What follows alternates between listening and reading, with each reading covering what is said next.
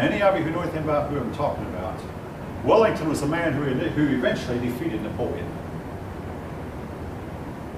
But Wellington was able to outmaneuver and outperform even Napoleon's best generals. And it was said at one point, as Napoleon was looking over the report, Wellington defeated another one of the generals. He turned to one of some of his aides and said, "Who the devil is Wellington?" And just wait, Mr. Napoleon, you're about to find out. Anyway,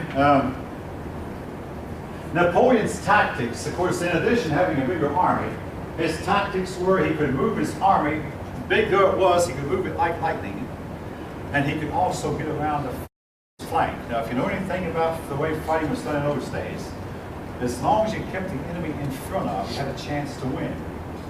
When the troops realized the enemy was at their flank, on one side or the other of them, or even at the rear, troops would generally panic and bolt and run. Again, so the idea was to keep your flanks protected, but Napoleon knew how to outmaneuver the enemy's flank and move fast. The problem was, eventually his tactics were known. But one general who surrendered to Napoleon said, "You think he's here, but all of a sudden he hits you from over here, and by the time you think you've got him mastered here, no, he really was over here to begin with, where you thought he was in the first place." You could never figure out where he was or where he was going to strike next. But eventually, folks, his enemies studied his tactics, and they were too well known. But now,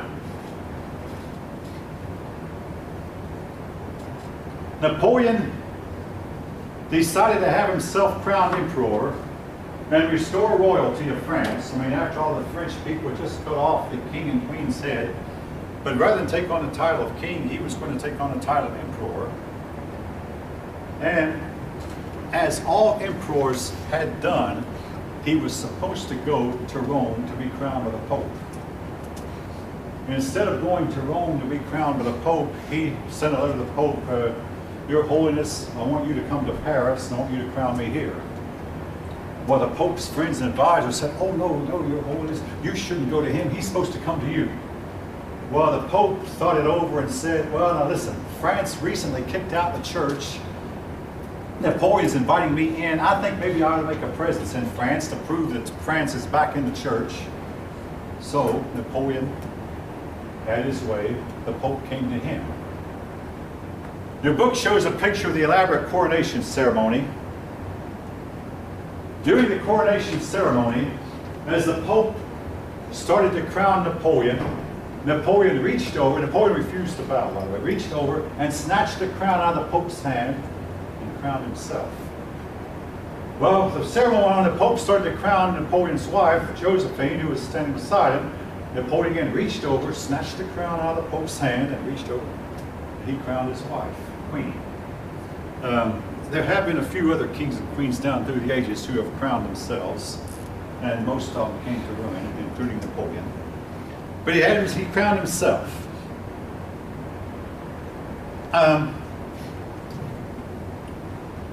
Then he proceeded to go on and build up an empire. Again, using the tactics of mobilizing every citizen, having big armies, striking like lightning, having his opponents try to figure out where he was. Yeah, he was a military innovator, all right. And he called his empire the Grand Empire. And it only lasted 5 years.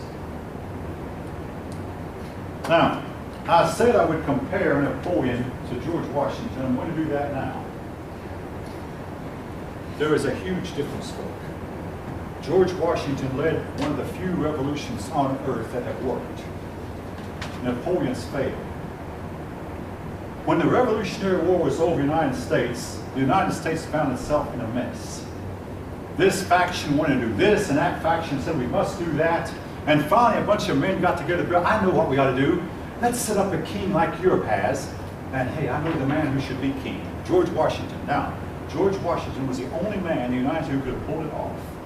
He had enough influence, he could have accepted the crown.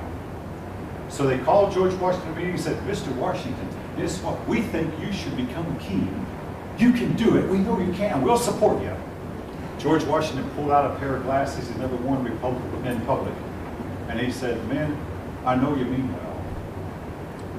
But look at me. I have grown old in service. Now I'm going wrong. This thing that you're asking me to do, I cannot do, I will not do. I'm sorry, you mean well, but the mess you're talking about, it will straighten out itself if left alone. That you people can hash it out, but I will not be king. He refused to be king. In the case of Napoleon, he saw his chance to seize power and become an emperor, and he grabbed it. If Napoleon had been a George Washington, who knows, the French Revolution might have succeeded. As for George Washington, I think all of you know, the people got together and set up a constitution, and then once the constitution was in place, they elected him president, constitutionally. Then he accepted it as a legal president. You know, when they handed him the honor, he accepted it, but he did not usurp the honor. Folk, I hope you understand the difference. Napoleon saw his chance and grabbed it. Washington saw his chance, but he said, no, this is wrong. You can say anything you want to about Washington, but he is one of the main reasons the American Revolution worked and the French Revolution failed. I mean, he didn't cause the French Revolution to fail, but Napoleon went a long way toward it. All right, Napoleon built up an empire, but he had a problem. He learned that he could defeat kings, but he couldn't defeat peoples. A wave of nationalism hit Europe that had not been seen in Europe in a long time.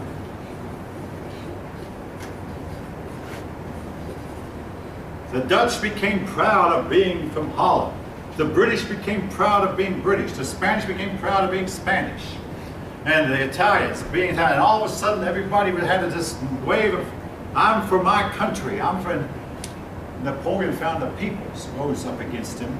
He believed that he would be such a good king that people would just simply bow down to him. He could just, I mean, they'd fall to him like overripe apples, you might say, or overripe pears, that they just simply fall to him. They didn't. Instead, the people rose up against him. Now, what made Napoleon think he was so great? One of his acts was to set up a constitution that made everyone equal before the law. He said, we're going to abolish the principle of estates and equalize everyone. His constitution allowed for divorce. He said sometimes you marry someone and find you can't live with them, and in such cases, you should be allowed to divorce that person. This had been illegal before. His constitution allowed religious freedom. Now, I've already mentioned how that he was himself a Catholic, and he invited the Pope to come to his country. But there was one problem the Catholic Church didn't like about him. He allowed Protestants to, or he allowed people to convert to any other religion they wanted to also. But nevertheless, I mean, hey, we have to come in for this. Also, everywhere he conquered, he abolished serfdom. He believed his reforms were so great. In fact, he said late in his life, he said, Waterloo will wipe out the memory of my 40 victories, but I will stand before my Creator with my Constitution in my hand. That was his view, not necessarily mine. But he believed his Constitution was so good that, that him and his Creator would admire him for making it. Again, I mean, his Constitution had a lot of good points about it. But the people did not accept him. I mean, the people outside of Europe. Well,